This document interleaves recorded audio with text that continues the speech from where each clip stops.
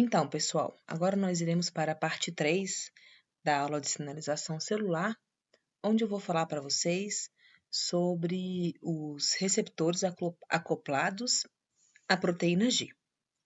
E se vocês lembram, eu disse para vocês que a gente teria que ter um carinho muito especial por este receptor, porque ele é o receptor do glucagon, que é o hormônio liberado quando estamos em jejum, em estado não alimentado. Aqui a gente tem uma modelagem molecular desse receptor, e aqui a gente tem já uma gravura, né, mostrando para vocês aqui a bicamada lipídica, que aqui a gente pode ver na modelagem molecular em cinza.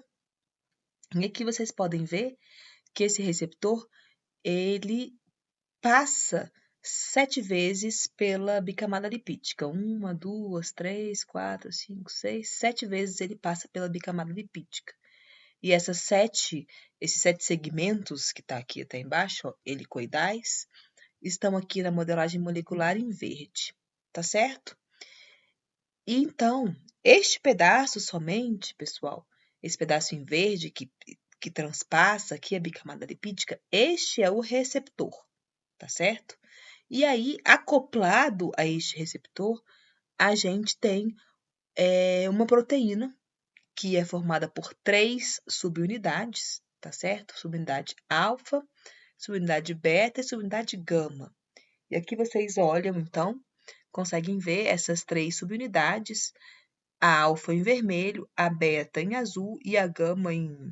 sei que cor que vocês vão dizer que é essa, gente. Sei lá. Bege. Não sei que cor é essa, não. Então, são essas 3 subunidades formam a proteína G. Então, eu tenho um receptor acoplado à proteína G. Beleza? Então, aqui é para mostrar para vocês como é complexa a estrutura deste receptor. Né, o nome dele já é gigantesco, faz jus, né, ao tamanho e à complexidade da estrutura desse receptor.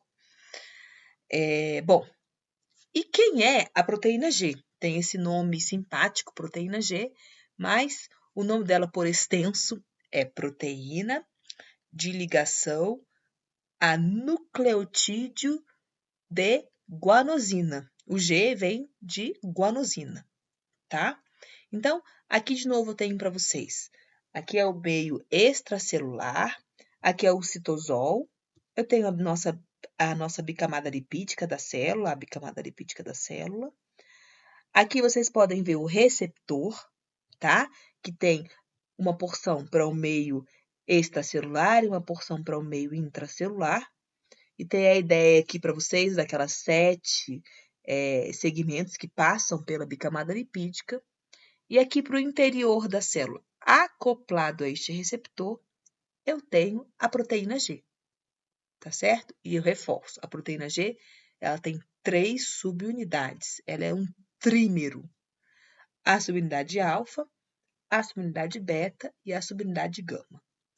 E eu aproveito aqui para adicionar mais uma informação para vocês, que quando a gente não tem nenhum ligante, não tem nenhum sinal que chegou para esse supercomplexo aqui, a subunidade alfa da proteína G está ligada à molécula de GD de 2 de fosfato, tá certo? Então, essa estrutura todinha aqui, gigantesca, que eu mostro para vocês, é o receptor acoplado à proteína G no seu estado inativo.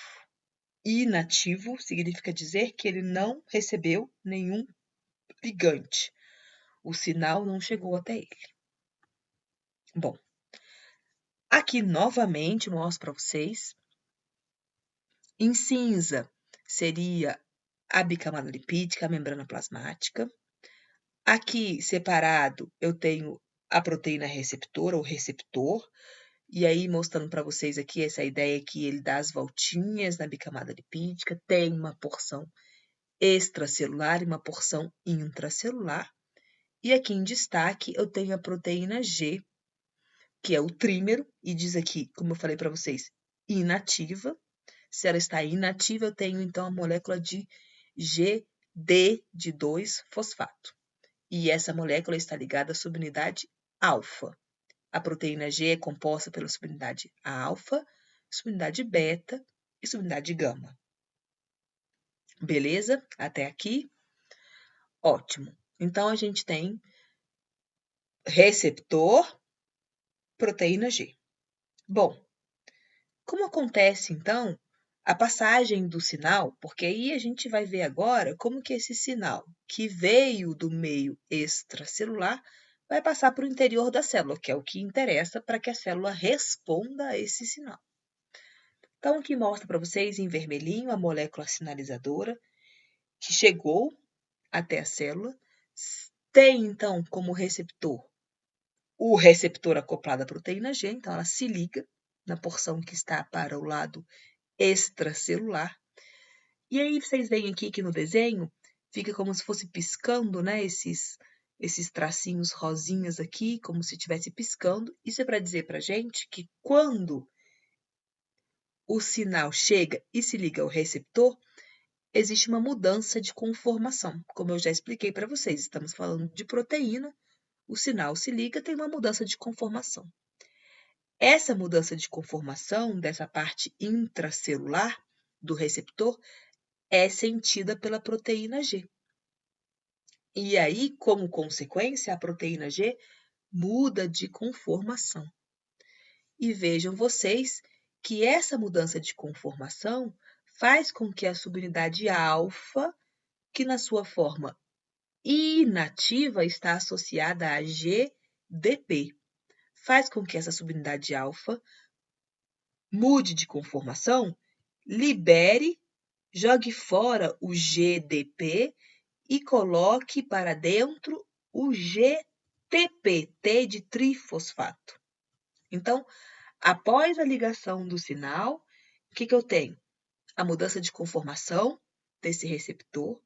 Essa mudança de conformação do receptor é sentida pela proteína G, que tem como consequência a mudança de conformação da subunidade alfa, que libera o GDP e coloca para dentro o GTP, tá certo?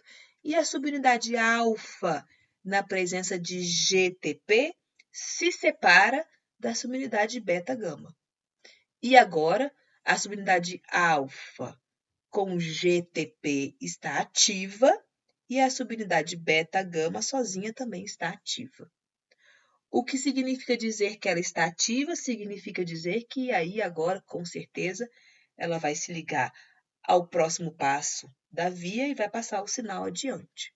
Porque se a gente olhar bem, se formos bem criteriosos, o sinal ainda está na superfície da célula. O sinal precisa adentrar o meio intracelular. Tá certo, pessoal? Então, olha só. Aqui eu tenho para vocês a mesma coisa. Aqui eu tenho para vocês a bicamada lipídica, o receptor, que passa 7 vezes pela bicamada lipídica, e aqui eu tenho a subunidade, a proteína G, que é o trímero, a alfa, beta, gama, na presença de GDP. E aqui, então, eu coloco para vocês off, que significa o quê? Não está ativo. Não está ativo significa dizer que não tem sinal, não chegou nenhum sinal. Bom, quando o ligante chega, o sinal chega, ele se liga a este receptor. A mudança de conformação desse receptor faz com que a subunidade alfa libere o GDP e entra, então, o GTP. E a subunidade alfa, na presença de GTP, se dissocia da subunidade beta-gama. Então, eu fico com uma subunidade alfa com GTP, 3-fosfato, e uma subunidade beta-gama. E aí, então, eu tenho essa proteína G no seu formato ativo. E aí, o sinal vai caminhar, provavelmente, para o interior da célula para a resposta final. Tá certo, pessoal?